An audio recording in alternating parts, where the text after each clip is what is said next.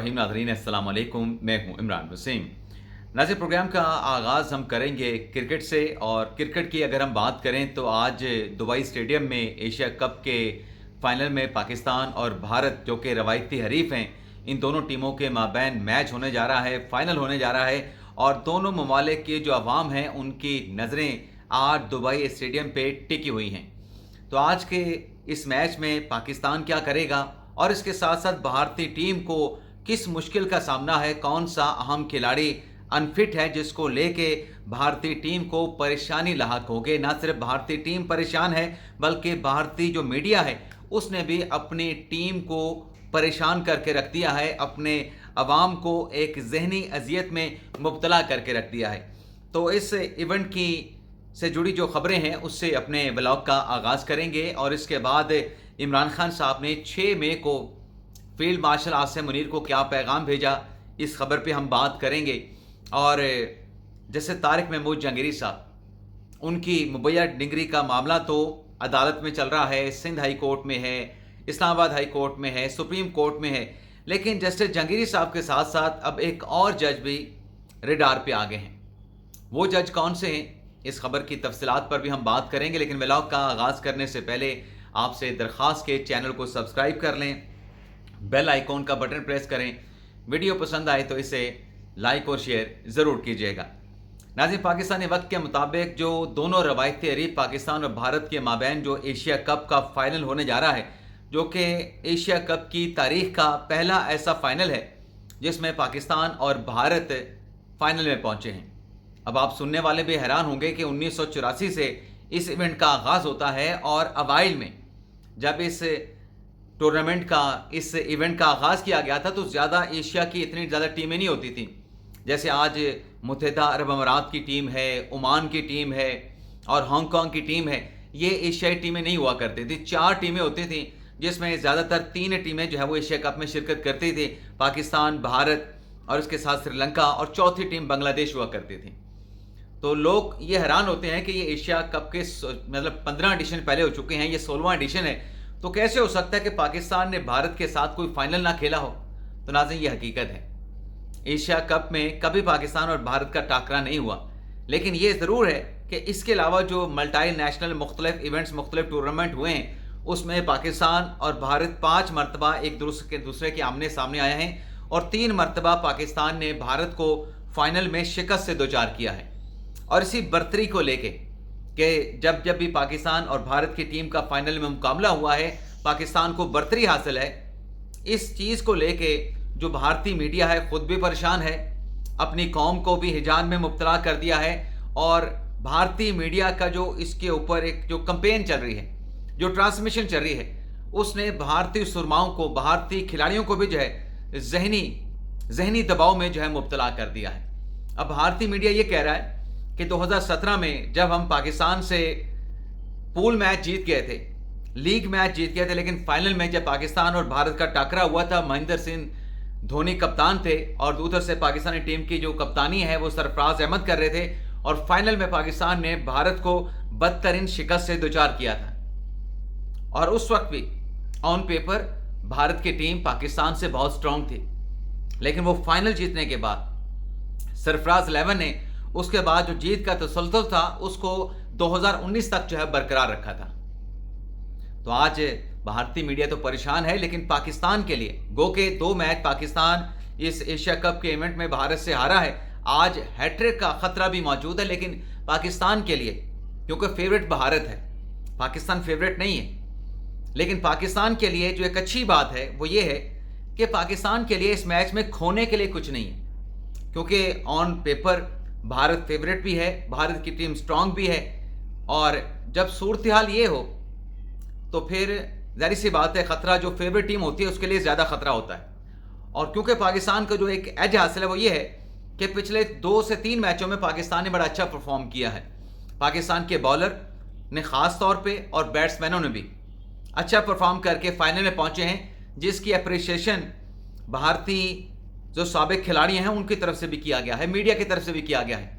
और जो भारत का श्रीलंका के साथ आखिरी मैच हुआ, उस मैच में भारतीय टीम को जैसे फेंटा पड़ा है, 203 रन का टारगेट देने के बाद श्रीलंका ने उस स्कोर को लेवल कर दिया और सुपर ओवर में भारत से श्रीलंका को जो है वो शिकस्त का सामना करना पड़ा। अगर वो T20 मैच में जो श्रीलंकन बैट्समैन थे पाथुम निसांका, अगर वो आखिरी ओवर में आउट ना होते तो बड़ी आसानी के साथ श्रीलंका ये मैच जीत जाता। लेकिन बड़ा देखते हैं आज इस फाइनल में क्या होता है। भारत की टीम ने कल, उनके कप्तान ने पाकिस्तान के साथ फोटो शूट नहीं कराया, लेकिन सलमान अली आगा ने कहा कि हमें किसी की परवाह नहीं। आज इम्कान है कि फोटो शूट होगा, लेकिन सलमान आगा ने कहा कि अगर कोई आता है आए ना आए तो ना आए, हमें किसी की परवाह नहीं। अब नाज़रीन आते हैं हमारे ब्लॉग की जो अहम खबरें हैं, जो सियासी खबरें हैं, अदालती खबरें हैं, उनसे अपने ब्लॉग का आगाज़ करते हैं। मुख्तसर से नाज़रीन बात कर लें जो पाकिस्तान तहरीक इंसाफ का जो पेशावर में पावर शो था कल रात का, जिसमें एक बड़ा ऐलान जो है वो किया जाना था। नाज़रीन क़यादत तो पहुंची, जलसे में खिताब भी किया, लेकिन जिस सरप्राइज़ का, जिस बड़े ऐलान का मतलब एक्सपेक्ट किया जा रहा था, वो ऐलान, कोई ऐलान तहरीक इंसाफ की तरफ से सामने नहीं आया कि आइंदा का लाहेअमल क्या होगा, इमरान खान की रिहाई के लिए हमने अब आगे क्या करना है, व्हाट नेक्स्ट, कुछ भी नहीं था। बल्कि अली मीन गणियापुर साहब ने जो खिताब किया, उस खिताब के दौरान तो लोगों की तरफ से उन्हें जूतियां दिखाई गईं। खैबर पख्तूनख्वा के वज़ीर आला हैं, तहरीक इंसाफ के सीनियर रहनुमा हैं, तहरीक इंसाफ की कोर और सियासी कमेटी का हिस्सा हैं, तो गंडापुर साहब को जूतियां दिखाई गई, बोतलें पानी वाली मारी गई। तो ये अपनी क़यादत से जो पीटीआई के अपने सपोर्टर हैं इस हद तक मुतनफ़र हो चुके हैं कि वो उनको जूतियां दिखा रहे हैं और पानी की बोतलें मार रहे हैं। और जहां तक ताल्लुक है कि ये शो कितना बड़ा था, क्योंकि पाकिस्तान तहरीक इंसाफ ने तो कहा था कि हम एक बड़ा शो करेंगे, सियासी शो करेंगे, तो नाज़रीन ये एक कामयाब नाकाम जलसा था। अब आप कहेंगे कि कामयाब नाकाम जलसा कैसे? नाज़रीन आम जो जलसे होते ना, ये उस तरह का जलसा था। कोई बहुत बड़ी तादाद में लोग नहीं थे, बहुत बड़ी तादाद में इसलिए कह रहा हूं कि नहीं थे क्योंकि तहरीक इंसाफ का जो अपना दावा था वो 5 लाख लोग इकट्ठे करने का था, और कुछ तो पीटीआई के लोग कह रहे थे कि हमने 25 लाख लोगों को इकट्ठा करके एक पैगाम पहुंचाना है। तो 25 लाख कहाँ, 15 लाख कहाँ, 5 लाख कहाँ, और चंद हज़ार का मजमा कहाँ, जलसा कहाँ। तो कामयाब इसलिए कह रहा हूं कि आम जलसे इसी तरह के होते हैं, और इस तरह के जलसे होते हैं उनको भी कामयाब कहा जाता है। लेकिन अगर तहरीक इंसाफ के दावों की रोशनी में इस जलसे का अगर एनालिसिस किया जाए तो ये एक नाकाम जलसा था। इस जलसे में कुछ ऐसा नहीं था जिस पर कहा जा सके कि बहुत बड़ा जो है वो मार्का पाकिस्तान तहरीक इंसाफ ने सर कर लिया है। अब देखते हैं इमरान खान साहब को इस जलसे से मुतल्लिक बताया जाएगा तो खान साहब क्या कहते हैं, वो अगला लाहेअमल क्या देते हैं। इसके अलावा नाज़रीन इमरान खान साहब ने 6 मई को फील्ड मार्शल आसिम मुनीर को क्या पैगाम भेजा। अब इस खबर पे नाज़रीन आते हैं। नाज़रीन बात है आज से 2 साल 2.5 साल पहले की। अभी 9 मई नहीं हुआ था, 9 मई नहीं हुआ था, और ये पैगाम इमरान खान साहब ने 6 मई को आर्मी चीफ को दिया। अब ये पैगाम कैसे दिया गया, इस बात का नाज़रीन इंकिशाफ हुआ है। जो रावलपिंडी JHQ हमला केस में जो गवाह हैं, जो पुलिस के मरकज़ी गवाह थे, उसका जो बयान कलमबंद किया गया है, उसमें नाज़रीन बड़े होशरुबा किस्म के इंकिशाफात किए गए हैं।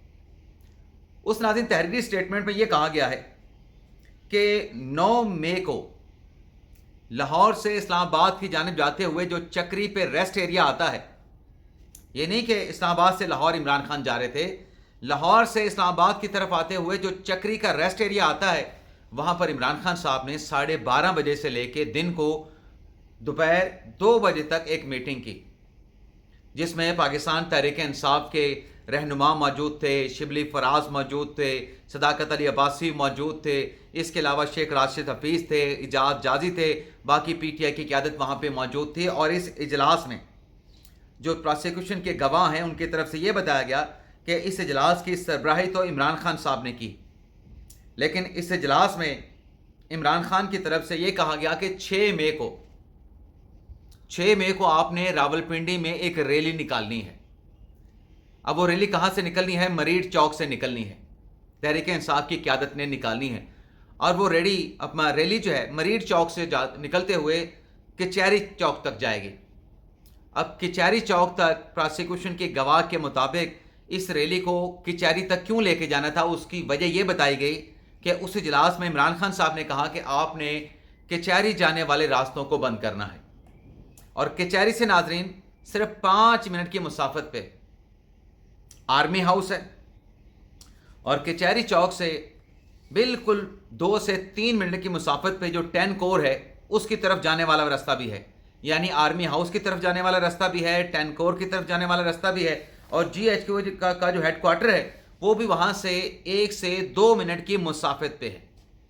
تو عمران خان صاحب نے پیغام یہ دیا کہ آپ نے اپنی قیادت سے کہا کہ آپ نے جب یہ ریلی نکالنی ہے تو اس سے یہ پیغام جائے گا، کیونکہ اس وقت آرمی چیف عاصم منیر صاحب بن چکے تھے، ذمہ داریاں سنبھال چکے تھے، تو آپ کی اس ریلی سے پیغام یہ جائے گا افواج پاکستان کو، آرمی چیف کو اور باقی فوج کے اعلیٰ افسران کو، کور کمانڈرز کو، کہ آپ پاکستان تحریک انصاف کے نشانے پہ ہیں، اور اگر آپ نے کچھ ایسا کیا تو پی ٹی آئی کے جو کارکنان ہیں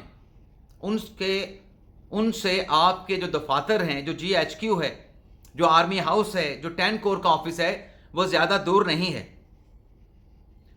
اور پھر ناظرین اس اجلاس سے متعلق پروسیکیوشن کے جو گواہ تھے ان کی طرف سے یہی بتایا گیا، جو کہ پولیس انسپیکٹر ہیں، کہ عمران خان نے کہا کہ اگر مجھے فوج یا رینجر کی طرف سے گرفتار کیا گیا تو آپ کا جو ریاکشن ہے، آپ نے جو اس کا جواب دینا ہے، آپ نے ملک بھر میں جو رینجر اور فوج کی املاک ہیں آپ نے وہاں ٹارگٹ کرنا ہے، وہاں پہ جا کے آپ نے احتجاج کرنا ہے، وہاں پہ جا کے آپ نے جو ہے ان کو نشانہ بنانا ہے اور نعرے بازی کرنی ہے افواج پاکستان کے خلاف اگر مجھے انہوں نے گرفتار کیا، اور خواتین کو ڈھال کے طور پہ آپ نے استعمال کرنا ہے۔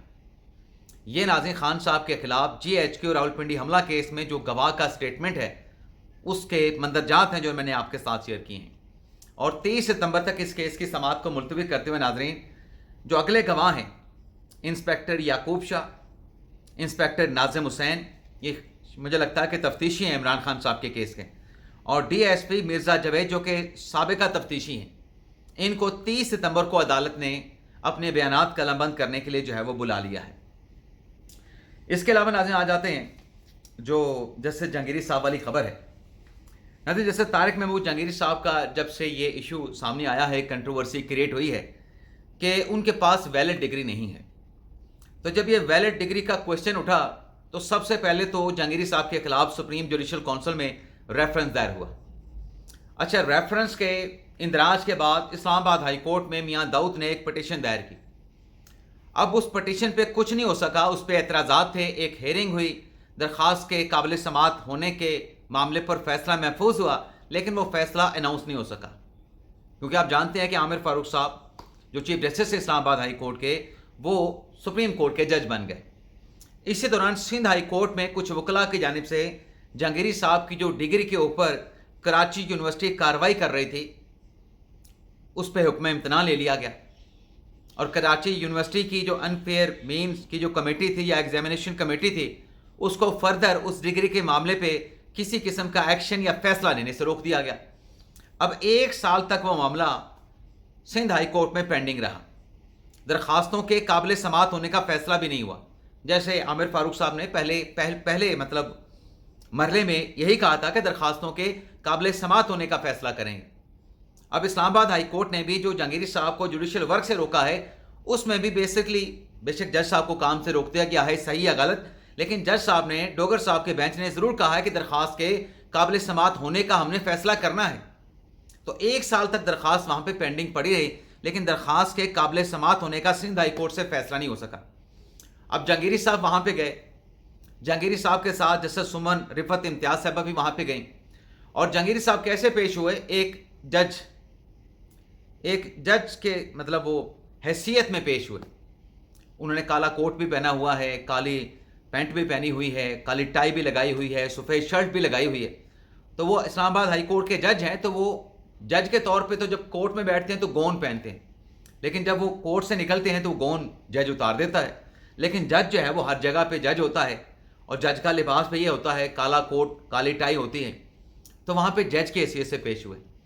چلیں، ان کا تو کیس تھا، طارق جہانگیری صاحب چلے گئے، لیکن ان کے ساتھ جو جسٹس سمن رفت امتیاز صاحبہ تھیں، جن کی کاؤنسل 24 سے لے کے 26 ستمبر کی جو ہے وہ ڈی لسٹ کر دی گئی تھی۔